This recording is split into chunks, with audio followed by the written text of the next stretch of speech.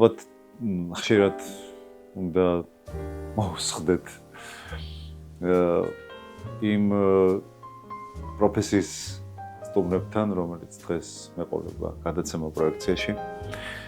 დიდი გამოცდილების პედაგოგია დღეს ჩემთან სტუმრად. მეორე საჯარო სკოლის ისტორიის მასწავლებელი რუსუდან ვადაჭკორია გახლავთ. ძალიან ცუდი ამინდია გარეთ დავუპატიჟეთ ჩემთან სახლში და გამეხარდა რომ უარი არ მითხრა. და ვისაუბრებთ ალბათ ძალიან ბევრ მნიშვნელოვან საკითხზე დაგველოდეთ აუცილებლად და მოგვისმინეთ, იმიტომ რომ ეს თემა, ეს პროფესია ყველა ოჯახში შედის და ძალიან მნიშვნელოვანია.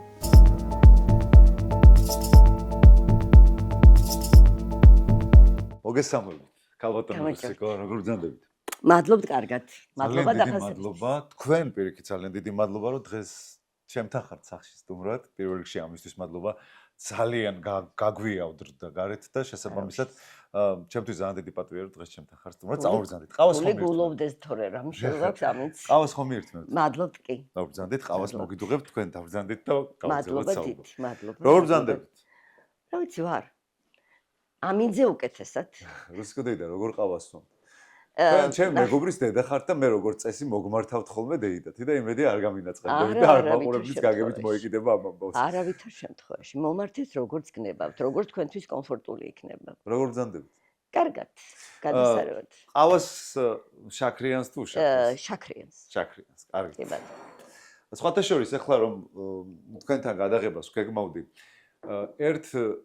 ერთ დეტალი მიტრიალებდა სულ თავში, ძალიან ხშირად როდესაც სტუმრები მყავს გადაცემაში და გარკვეული მოცემულობა თუ ამის საშუალებას მაძლევს და თემა თუ სადღაც მაგით მიდის, ყოველთვის ვეკითხები ხოლმე ახალ თაობაზე და კლასიკური გაგებით სხვადასხვა თაობებს შორის ხით ჩატეხილობაზე და ძალიან ურთიერთ გამომრიცხავ აბსოლუტურად დაპირისპირებულ აზრს ვაწყდები რუსიკო დეიდა სტანდარტულად. ერთის მხრივ ამბობენ რომ ამ თაობას არ ესმის ეს, ამ თაობას არ უხარია რაღაცეები. მეორეს მხრივ ამბობენ რომ სასწაული თაობა გვყავს, უნიკალური თაობა გვყავს, ზუსტად იციან რა უნდათ და სულ ფიქრობ ხოლმე რომ რა საინტერესო მომენტია. ხომ ერთის მხრივ არის რაღაცა უკიდურესი უკმაყოფილობა თითქოს თაობის მიმართ და მეორეს მხრივ აბსოლუტური აღფრთოვანება. თქვენ რას ფიქრობთ? ეს არ ახალი პრობლემაა. მამათა და შვილთა ბრძოლა. დიახ. იყო, იქნება აუცილებლად. შეხედულებები იცვლება, ადამიანები იცვლება და ის რაც წინა თაობას მოწონს და ღირებულია, ახალი თაობისათვის ის მოსაწონი და ღირებული არ არის. ამას უნდა მივეჩიო და ეხა ჩემგან რატო არ არის გასაკვირი? მე მუდმივად მარ ბავშვებთან. შესაბამისად მათთან ერთად ვიზრდები. დიახ. და მათთან ერთად ვცხოვრობ იმ ღირებულებებით, რა ღირებულებებიც მათ აქვთ. ასე რომ ეს ჩემთვის სულაც არ არის გასაკვირი. ჩვენ ხშირად გვინდა რომ ჩვენ ჭკუაზე დადიოდნენ, შინაურულად რო იტყვიან, მაგრამ ვერიბლიან. აბა გაიხსენე, შენ დადიოდი? შენი მშობლების ჭკუაზე? რა თქმა უნდა, რთული პრობლემა იყო. ძალიან რთული პრობლემა. ასე რომ ასეთი უკიდურესი მე ნამდვილად არ ვიქნებოდი. თქვენ თვითონ როდესაც იყავით ახალგაზრდა, ეს პრობლემა იყო თქვენს ცხოვრებაში, როდესაც არა. არ იყო ალბათ მიუხედავად იმისა, რომ მე საბჭოთა პერიოდის ბავშვი ვიყავი, იქედან მოვდივარ, მე ვთვლი რომ ეს ჩემი თუ რაიმე კარგი არის ჩემში როგორც ადამიანში, ეს მომცა სკოლამ, ეხლა ბევრი ვერ დამეთანხმება, ალბათ მე გამიმართლა. ხო, აი გარი, პერსონალური გამართლება აი. გამიმართლა, მიუხედავად იმისა, რომ სწავლობდი პერიფერიაში და ბენზეში დავამთავრე საშუალო სკოლა, მაშინ ეს იყო 21 საშუალო სკოლა, მე ვთვლი რომ ძალიან ბევრი რამ მომცა, არ შეიძლება რო არ ვახსენო, პერსონალურად გუგული ვაჩნაძემ. ჩემი ისტორიის მასწავლებელი, მისი მეუღლე ანზორი ციცხვაია, ორივე ჩემი მასწავლებელი იყო ისტორიის მასწავლებელი. პროფესიას მაგიტო ხო არ აიცი? დიახ, შესაძლებელია. ალბათ ქვეცნობიერად ავირჩიე. საერთოდ ისტორია იმიტომ ავირჩიე, რომ ძალიან უნიკალური საგანია. იმიტომ კი არა მე ვასწავლე.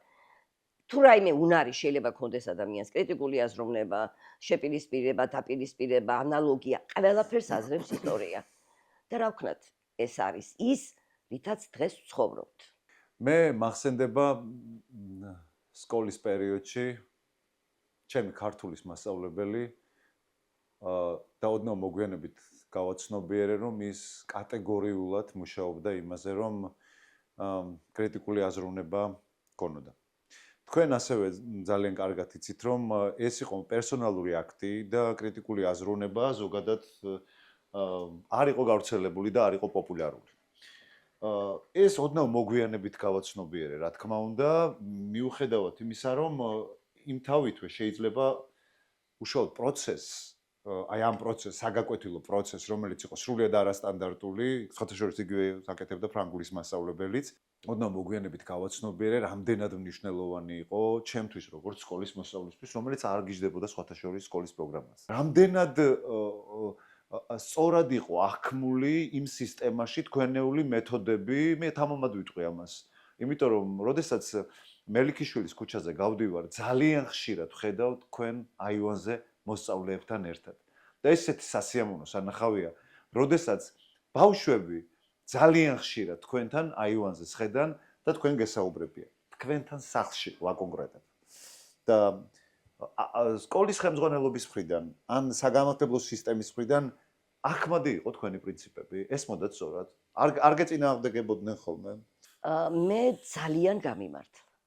ხო, ეგ. გამიმართლა ეტყობა, რა ვიცი, რა მადლი მქონდა ასეთი, რომ აი სკოლაში გითხარით კიდეც ძალიან კარგად გარემოში ვიყავ, რა ვქნა ახლა ვერავის გულის სამებლად ვერ ვიტყვი, რომ ეს იყო საშინელება ჩემთვის და რაღაცა და არ მიშლიდან, გავკვეთილზე არ მიშლიდან. გარეთ ალბათ ამას ვერ აღვიქვამდი, ჯერ კიდევ ბავშვი ვიყავ. სკოლაში დავიწყე მუშაობა მაშინდელ პირველ საშუალო სკოლაში, სადაც დღესაც მუშაობ და ჩემი პირველი ამჟამინდელ მეორეში. დიახ, ამჟამინდელ მეორეში და ჩემი პირველი დირექტორი იყო ციალა შარაცი. დიახ, ქალბატონი ციალა. ქალბატონი ციალა და თუ რაიმე კარგი ჩემში არის როგორც მასწავლებლის, არის მისი დამსახურება. მიუხედავად იმისა, რომ ძალიან მეშინოდა პირველად მისი და გუშინდელ დღესავით მახსოვს ეს 23 წლის გოგო როგორ მივედი ასეთ ტრადიციულ ცოტა არ იყო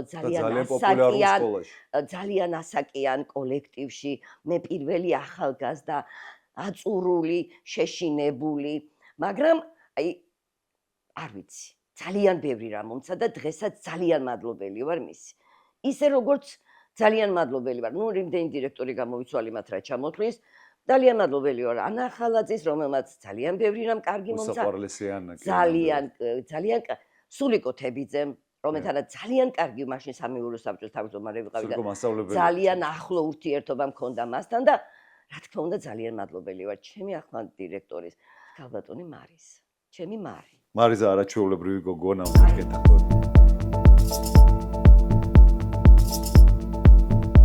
აი მეორე ნაწილზე მინდა აუცილებლად ორიოდე სიტყვა თქვა რატო დადიან ჩემთან და განსაკუთრებით ბიჭები თაობას აქვს ძალიან ბევრი შეკითხვა რაც არ უნდა ახლოს იყოს მშობელთან ხშირ შემთხვევაში მშობლებთან ისინი მაინც არიან შებოჭილები და მთლიანად ვერ იხსნებიან თანატოს რო კითხოს ან უთხრას რაღაც რა პრობლემაც აქვს თანატოლი მაინც ვერ ურჩევს იმიტომ რომ მასაც გამოცდილება არ აქვს ერთადერთი ავტორიტეტი რჩება მასწავლებელი და ეს არის ბედნიერება როცა ისინი გენდობიან და ამიტომაც იყო მასწავლებელს ადრე ერქვა მოძღვარი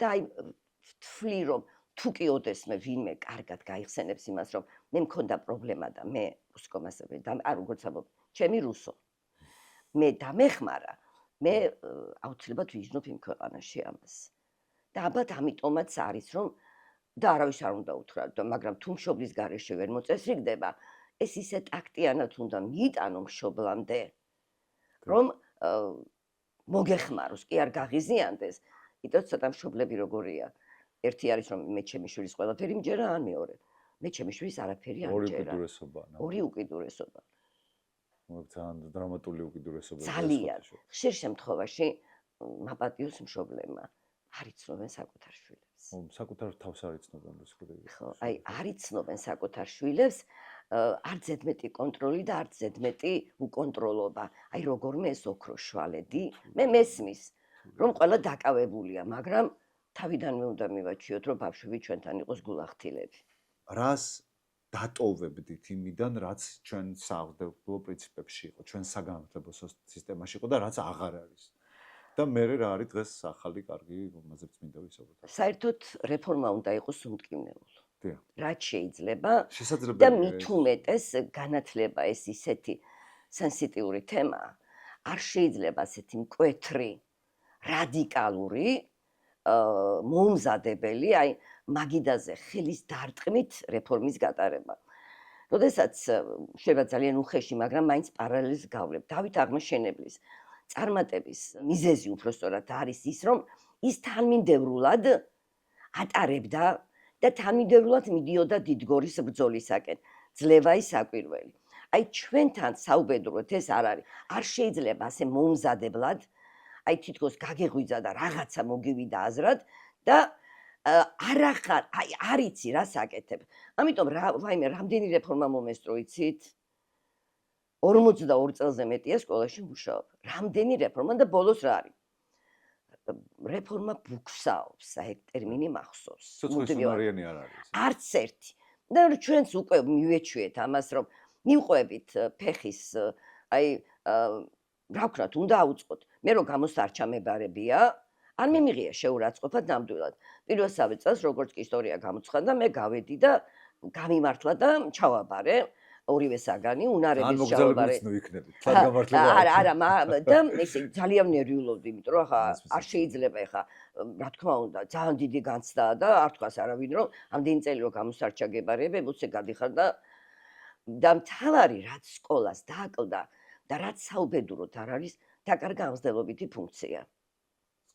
სკოლამ დაკარგა. რას გულისხმობთ? აი, ეხლავე გეტყვით. სასწავლო აღმსდელობითი დაწესებულება, ასე არის სკოლა. პლუს სკოლა არის ის ადგილი, სადაც რაც არ უნდა ვეცადოთ, ჩვენ პოლიტიკას ვერ გავიტანთ სკოლიდან. ვერ გავიტანთ, იმიტომ რომ აქ არის ყველა სოციალური ფენის, ყველა ეკონომიკური შესაძლებლობის, ყველა რელიგიური ყველანაირი. აი, არც ერთ სფეროში არ იყრის თავს ასეთი სხვადასხვანაირი ადამიანები, რაც იყრის თავს სკოლაში.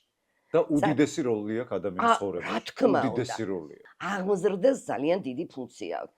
წარმოიდგინეთ, მასწავლებელი არ უნდა იყოს დაძაბული, მასწავლებელი არ უნდა იყოს შეშინებული და არავის, არც სახელმწიფოს, არც მშობელს არ უნდა აწყობდეს ავტორიტეტ დაკარგული, ღირსება აყრილი მასწავლებლის ყოლა სკოლაში.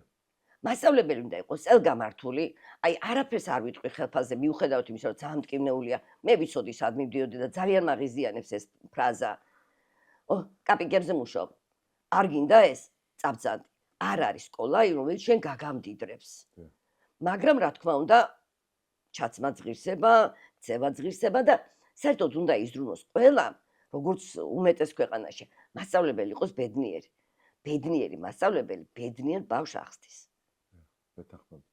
ამიტომ აი სკოლაში როგორ იქნება აღმსდელობითი? იყო კლას საათები. ზარი ირეკებოდა და გინდა არ გინდა უნდა გახვიდე, იმიტომ რომ მეორე ცვლა შემოდის. ეს ხომ მოჩვენებითია. არ არის ეს სწორი. არ არის სკოლები უნდა აშენდეს. მეორე ცვლაში ბავშვი ფაქტიურად აღლილი მოდის სკოლაში. და დაწყებითი არის გადამწყვეტი. საფუძველი არის დაწყებითი განათლება. აი ეხა მოხსნეს მე-12 კლასი. აი მართალი გითხრათ, არ ვიცი. ძალიან უსუსური არგუმენტი, ბავშვები არ დადიან სკოლაში. მე-11-ში ივლიან? ხო, ეგ კითხვა მეც მაქვს. ივლიან მე-11-ში. იმიტომ რომ მისაღები გამოცდების პროგრამა და სასკოლო პროგრამა, რომელიც უნდა ამზადდეს, ფაქტობრივად აცდა ერთმანეთს. გამოსავალი პროფილური სწავლება. არ მინდა რომ დამოვიწყდეს პროფილურ სწავლებაზე აუცილებლად გავაგრძელოთ. ემხრობთ სკოლაში ფორმებს. ესენი თუ მე პრობლემას ვერ ხედავენ. არა, საერთოდ ახლა ჩაცმის კულტურა რომ საუბედუროდ არ ქონია, ამაზე ორი აზრი არ არსებობს. აი ჩაცმის კულტურა არ გვაქვს და ბავშვებმა არ იციან, რომ სკოლა არის საჯარო დაწესებულება და აი ესეთი არ მინდა ცუდი სიტყვა გამოვიყენო, ასე უკულტუროდ ჩაცმული არ უნდა დადიოდნენ. მაგრამ მე სკოლაში დავდიოდი ფორმით. არ მგონია რომ ეს ჩვენ გვათანაბრებდა. თუმცა ყოველთვის მქონდა ეს მოთხოვნა და თქვენ წარმოიდგინეთ, დამიჯერებთ თუ არა და ალბათ დამიჯერებთ, იმიტომ რომ ნამდვილად არ შემიძლია ტყუილი და ძალიან ბევრი მოსწავლე მოისმენს ამას, ზევი დადიოდნენ თეთრებით. აი რა ის კლასში რომ შედიხარ და აი თუნდაც ერთ ფერში არიან, აი ვიზუალურად ლამაზია და საერთოდ ჩემთვის ძალიან დიდი მნიშვნელობა აქვს ვიზუალს. ჩემ სკოლაში რომ მიხვიდე, მოწესრიგებული ოთახი მაქვს.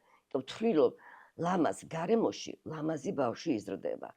მოწესრიგებულ ოთახში ბავშვი ქაღაც ნაგვის ურნაში აგდებს, ძირში არ აგდებს.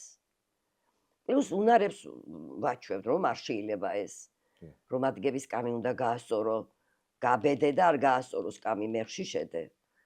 აი ესეთნაირად. ასე რომ ვთვლი რომ ესეთი ფორმა ეხა ესეც იყო ერთი პერიოდი ფორმა და ვერ გააკეთეს. ადრე იყო დასჯა მოსწავლეების. და ეხლა ძალიან ძაფრად დამაინტერესა თუ არსებობს დღეს რაიმე ტიპის დასჯა მოსწავლისთვის. რა ფორმის არის? დასჯა არსებობს ისეთი, რომელსაც ბავშვებიც კი დაცემით უყურებენ. კერძოდ?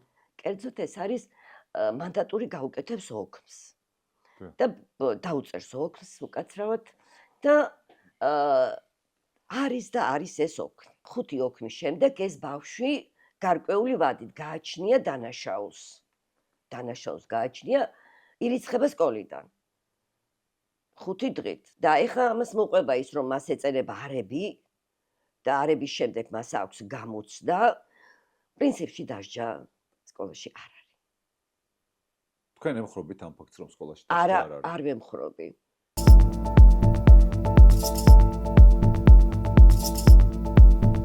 გარკვეული პერიოდი ვკითხულობდი ლექციებს და ვამბობ, რომ ტაქსით კი არ ბრუნდებოდი სახში, ტაქსს მოვქონდი მეთქი ისე ვიღლებოდი და მე მივხვდი, რომ ეს არ არის ჩემი. ეს იყო ურთულესი პროცესი. ჩვენ ახლა რაღაც პრობლემებზე ვისაუბრეთ, მაგრამ სად აძლევს სკოლა საშუალებას ბავშვს პასუხისმგებლობის გნობა განუვითარდეს, რაც უმნიშვნელოვანესია. ეხლა პირველიდან დავიწყებ. აი, შენგან განსხვავებით, მე ვარ იქ, სადაც უნდა ვიყო. მე მაძლევს ბავშვები ენერგიას. მე ამის გარშ შეუძლებელია. მე რაც არ უნდა ცუდად ვიყო. მე გაკვეთილზე შევდივარ და მე ვარ 25 წლის. დაბადებით ხარ პედაგოგი. ნამდვილად. აი, ორი აზრი არ არსებობს. მე ვარ იქ, სადაც უნდა ვიყო. იმიტომ რომ მე მიყვარს ბავშვი. მიყვარს გადარეული კვაჭანტირაძე და მიყვარს ძალიან მოწესრიგებული დაუშვათ კესარია ბერიც. კაიგე? მე მიყვარს თავისებურად. თუმცა ეს არ ნიშნავს, იმიტომ რომ კაცი არ დამიჯერებს, ვინც მოისმენს. მე ძალიან კაცრი ვარ. ხშირ შემთხვევაში კლასში რომ შევდივარ, ამბობენ, თუ აიმე თქვენ არც ისე საშიში ყოფილხართ, როგორ თქვენზე ამბობენ. იმიტომ რომ მე ვთვლი, რომ ზომიერება აუცილებელია. ზომიერება სიახლოვესა და დასჯას შორის. ისე როგორც ყველას, მე იმაშიც ვერ დავეთანხმები. მასწავლებლებმაც ძალიან მალე დაყარა ფარხმარი, რას ქვია, არა მაქვს უფლებები. ძალიანაც ამაქვს უფლებები. ამას ერთ-ერთ გადაცემაში ვიყავი სტუმრად და რესპონდენტის უფლება ვახსენე, იმიტომ რომ გადაცემა 22 წლის გახდა და რაღაცა ჩამოყალიბდა აზრი, რომ აი რა საიდუმლოა, როგორ გაძო, იმიტომ რომ რესპონდენტს უფრთხილდები მაინც. ყველა ვარიანტში რესპონდენტს უფრთხილდები, თუმცა ამის საშუალებას მაძლევს გადაცემის ფორმატიც. მაგრამ არსებობს რესპონდენტის უფლებები, სულ მიჩნდება ხოლმე კითხვა, მიუხედავად იმისა, რომ ძალიან ხშირად გულისწყრომა მესმის მეორე მხარის, მაგრამ სად არის პედაგოგის უფლებები? პედაგოგს აქვს დღეს უფლებები? არ აქვს. არ აქვს, მართლა არ აქვს, მაგრამ ის რაც აქვს, ის უნდა გამოიყენოს. აუცილებლად ბრძოლის გარეშე არაფერი არ მოდის. საუბედუროდ სკოლას აქვს თვითონ სისტემა ისეთია, რომ შეკრული გაქვს ხელფეხი და ვერაფერს ვერ შვები. აი რა დანაშაული უნდა ჩაიდინოს ბავშვმა, დაუშვათ რომ გარიცხო. რა თქმა უნდა, მას მეორე მხარე აქვს. სად უშვებ?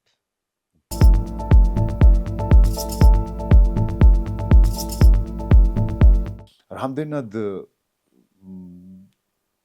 ჩართულია მშობელი დღეს, თანამედროვე მშობელი ამ პროცესში რუსიკოდით აი გაქვთ კომუნიკაცია მშობლებთან თქვენ თუ უბრალოდ თქვენ თუ გაქვთ ეს პერსონალური აქტი ესეთი ეხა მე გეტყვით არასოდეს 42 წლის მანძილზე მშობელი სკოლაში არ დამიბარები რას ლაპარაკობ არა მე მაქვს ჩემი პრინციპი მე თუ ზვიად შენთან საერთო ვერ მომნახე მე მშობელი ვერ დამეხმარება მე ვთვლი რომ ძალიან დიდ სასწავლო პროცესზე ძალიან დიდ გავლენას ახდენს მასწავლებლისა და მოსწავლის პირადი ურთიერთობა.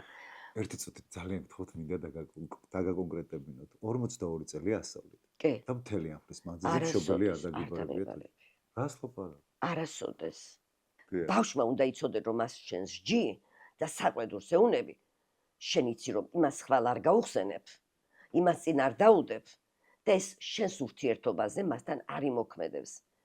როცა აი როგორც დედაშვილი. რამდენს ვეჩხუბებით შვილებს, მაგრამ ეს ნიშნავს რომ არ გვიყვარს. უკეთესობისთვის. მე ვთვლი რომ თუ ბავშვი უყვარხარ შენი საგანიც ეყვარება. ურთიერთობას დარეგულირდება.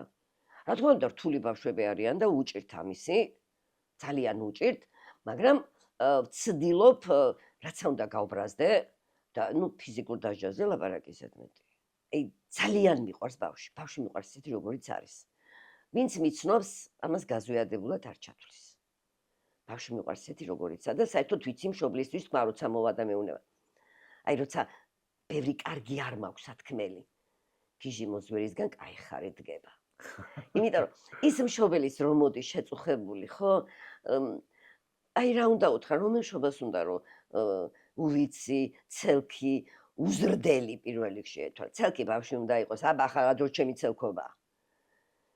აი უზრდელი, მაგრამ აი ვცდილობ ესეც ისე მივაწოდო, რომ მას არ ეტკინოს. და მეორეჯერ, ჩემი ნახვისურვილის ხშირად მოუნდეს დაელაპარაკოს მასწავლებელს. ბავშვო გაუნადგურებ, გალანძღავ. იმას მეორეჯერ აქვს შენთან ურთიერთობის სურვილი? არ აქვს. აი რამე აი რაღაცნაირად უნდა დაარეგულიროს. ასე რომ მაინც მივდივართ იქამდე რომ ყველაფერი პირადი მასწავლებლის უნარი. მასწავლებლის უნარი. ეხლა შევ კოლეგებმა დავუშვათ ვინც მოისმენს თქვა რომ ასე არ არის და არიას. მასწავლებელი პიროვნება უნდა დაინახო შენში პიროვნება ბავშვი. ბავშვი. მარტივად რო ვთქვათ, ამოცანა მდგომარეობს იმაში აპრიორი, რომ მასწავლებელს უნდა უყვარდეს ბავშვი. ორი აზრი არის. ბავშვი თუ არ გიყვარს, არ შეხვიდეს ამით იწყება ეს პროფესია. არ შეხვიდეს სკოლაში. შენ ყველანაირ ბავშვთან მოგიწევს ურთიერთობა. წელიწად ნახევარი მყავდა ბოლო მე-12 კლასი ახლა მე და ამით დავამთავრე კლასის ხელმძღვანელობა. რატო დავამთავრე? ჩემი კლასები ყოველთვის იყო სამაგავით. იმიტომ რომ მე მათი ცხოვრებით ცხოვრობდი. მათი კაფეებით, მათი სეირნობით, მათი ბულვარში გასვლით, მათი ექსკურსიებით. როცა ჯანმრთელობა აღარ მაქვს, მარტო სკოლა, გაკვეთილი, ურთიერთობა არა. ექსკურსია, როგორ შეიძლება ბავშვი ექსკურსიაზე არ წაიყვანო? შენი გხედავ ბავშვს სკოლის იქეთ ისეთი როგორიც არის და შეიძლება ის ყველაზე ისეთი უსწავლელი ბავშვი და სულ გაბრაზებს, ისეთი თვალით დაინახო. საერთოდ წარმოდგენა შეგეცვალოს. შენ სიგულ ძალიან ბევრი უნდა იყოს ადამიანები, ვისაც თავის საქმე უყვარს, იმიტომ რომ ეს არის შენი ცხოვრება, და ძალიან ბედნიერი ადამიანი თავისთავად. მაგრამ ამ შუალედებში თუ გაქვთ რაიმე გაელვება ისეთი, რომლის დროსაც ხვდებით, რომ აი ეს შრომა ღირს. როგორ არა? და რა ფაქტებია ესე? რა ვიცი, აბა თუნდაც შეიძლება ძალიან ელემენტარული იყოს. აი 20 წლის კურსდამთავრებული. ზღვიდან რო ჩამოვა და შენთან გამოივლის. მომენატრეო რო იტყვის. ეგ მაგარია ძალიან, კი. თუნდაც აბიტურიენტი რომელიც მხოლოდ 10 თვე ყავს. თბილისიდან რო ჩამოვა და შენთან მოვა. მომენატრეო. თქვენთან ლაპარაკი მომენატრაო. ის ოთახი მომენატრაო, ამიტომ რომ ჩემ კაბინეტს ეძახის. აი ეს უკვე ნიშნავს იმას, რომ მე გავიმარჯვე. იმას, რომ 30 წლის წინანდ დამთავრებული დაბადების დღეს მოგილოცავს. ქუჩაში რო წაიქცევი და პოლიციელი რო აგაყნეს, უი, აი, ჩემი დამნიგებელიაო. საავადმყოფოში რომ მოხვდები და ეს ჩემი დამნიგებელია და აბა თქვენ იცით მიმიხედეო. ბიჭო ცოლი რატო არ ყავსო და თქვენ თუ არ შემირჩიე მე ცოლის მოყვანი არა ვარო და რა ვიცი აუარებელი მესიჯი მე ამ წინებს დავწერე რომ დაბადების დღე რაღაც ცხოვრების შეჯამებაა მეთქი რაღაც ის ერთი დღე წელიწადში აჯამებს და ისეთი ადამიანებისგან როცა ღებულობ ამას მე ბედნიერი ვარ რომ ჩემი მოსავლის შვილები ჩემი მოსავლები არიან და ყველა ეუნება ვაიმე ამას მე არ შეგეშალოს ჩემი საყვარელი მასწავლებელია მე ეს მახალისებს და მე ენერგიას მაძლევს თუმცა რაც არ უნდა ბევრი ვილაპარაკო სკოლაცაა და წასვლაც უნდა შეგეძლოს ღირსეულად და გუმნიშნულოვანესი ალბათ დიახ აი როგორ უნდა წახვიდე იცი ვაიმე წავიდა და მეორე ვაიმე წავიდა ორი სხვადასხვა ხო აბსოლუტურად ერთი მაგრამ როგორი ინტონაციით იტყვი რომ რაც უნდა კარგად გზნობდე თავს თუ შენ ცოტა სისუსტეს იგრძნობ და უბრალოდ დროის გაყვანა სკოლაში ეგ არ არის ის პროფესია დაუშვათ სადღაც კაბინეტში დაჯდე და სახლიდან მაინც გამოხვიდე რო იტყვიან თუ აი სახლიდან მაინც გავა არა შენ არავინ არ თქვას შენ ყოველდღე ხარ სცენაზე ჩაცმულობით ვარცხნილობით ფრჩხილით მაკიაჟით სამკაულით სიარულით შენ არავის არ ყავს არც ერთიაც არ ყავს იმდენი მაყურებელი რამდენიც ყავს მასწავლებლს და შემფასებელი ყავთ ერთი შვილი ჯერჯერობით დიახ ჯერჯერობით ყავს ერთი იმ საყვარელი მოსავლებისგან განსხვავებით გიოს რუსო ყავს სახლში სხვათა შორის გიორგი დამეხმარა იმაში რომ თქვენ ჩემთან მოსულიყავით დღეს გადაცემაში და მადლობას ვუხდით მას პირდაპირ ეთერიდან გიორგი არის ჩემი ენერგია და მე მადლობელი ვარ ჩემი ძლისად ჩემი შვილისაც რომ მაძლევს ამის საშუალებას თუმცა მიუხედავად იმისა რომ გიორგი დიდი პრივილეგიებით როგორც მასწავლებელთან მის მასწავლებელთან მე ჩემი შვილების მასწავლებელიც ვიყავი და ხშირად არის რომ არ უნდა ასწავლიდეს აქაც ვთვლი რომ თუ ოქროს შვალეს დაიჭერ არავითარი პრობლემა არ არის და აი როდის ყალიბდება ვერ გეტყვი პირველი დღიდან ყალიბდება ბავშვი ეს ხო ძალიან გლობალური პრობლემაა ძალიან პირველი დღიდან და ვერავის ვერ გადააბრალებს ოჯახი და სკოლას მით უმეტეს აი ბავშვი მაგალითად რაღაც დაემართა სად იყო სკოლა კარგო ხალხო მესმის გოგონა რო თხოვდება არავინ არ კითხულობს რომელ სკოლაში გაიზარდა და დამრიგებელი ვინ იყო კითხულობს ოჯახს კარგია შენია ცუდია შენია ამიტომ სკოლაში არ უნდა დაინახო მოწინააღმდეგე სკოლაში უნდა დაინახო ის ვინც გეხმარება რომ შენი შვილი აღიზარდოს ღირსეულად და შენ იყო ბედნიერი სიბერით თქვენ აღნიშნეთ წახან საუბრის ცოტა ხნის წინ საუბრის დაწყებისას რომ თქვენ მიყვებით იმ პროგრესს რომელიც გაკავშირებთ მოსწავლეებთან რაც არის უმნიშვნელოვანესი იმიტომ რომ ერთ ენაზე მოხდეს კომუნიკაცია რუსკოდეიდა ახერხებთ ამას ეხლა რა ხდება მე სავსებით გეთანხმებით და მე ჩემი შვილებისაც მესმის მაგრამ ამათ არ ესმით გაიგე მე ხშირ შემთხვევაში იმ მშობლებზე მე ბებია ვარ ამ კატეგორიის ვარ მე ბებია ვარ ის მშობელი ანუ ახლა ასაკს გულისხმობ ხშირ შემთხვევაში აი დავუშვათ ესე წიგნი წაიკითხე მესმის მე ძალიან მტკივა გული რომ დავუშვათ ჩემი საყვარელი წიგნები გიორგი არ წაიკითხა მაგრამ ამაში ტრაგედიასაც ვერ ვხედავ იმიტომ რომ ბავშვებს აქვთ სხვა გიმიორე კიდე სხვა ღირებულება და ბევრად უფრო მეტი ინფორმაცია აქვთ ვიდრე დავუშვათ ჩვენ გონია საუბედუროთ არც მისაღები გამოცდები დიდად ბავშვის განათლებას მე ვთვლი რომ ვერ აფასებს აი მარტივ რაღაცას გეტყვით შეიცვალა სახელმძღვანელო სახელმძღვანელოში გაკვეთილი ერთი არის 11 ფურცელი დამთავრდა мотиваცია ამას რა წაიკითხავს დამთავრდა გასაგებია ანუ ის სახელმძღვანელოს შრიფტიც კი გარკვეულწილად არის мотиваცია გაკვეთილის ზომა არის мотиваცია ასე რომ მე იმ მშობლებისაც მესმის ყველა დედას უნდა და მამას რომ ისი შვილი საუკეთესო იყოს და საუკეთესო პერსპექტივას ხედავდეს, მაგრამ რაღაცნაირად მოდი დაველაპარაკოთ, გავიყვანოთ, მაგრამ ეს მე-10 კლასში არ მოხდება. მე-10-ში მოდი მამა ვილაპარაკოთ მე და შენ. ძმაკაცები ვართ და არა. ბავშვი უნდა იყოს მიჩვეული შენთან ურთიერთობას. მესმის რომ ბევრი დრო გაქვს, მაგრამ აი რომ მოხვედი სამსახურიდან, ვიცი თქმა მშობლებზე. დასვი სამზარეულოს მაგიდაზე. აბა შენ თან აკეთებ, გამზადებ. აბა რა მოხდა დე?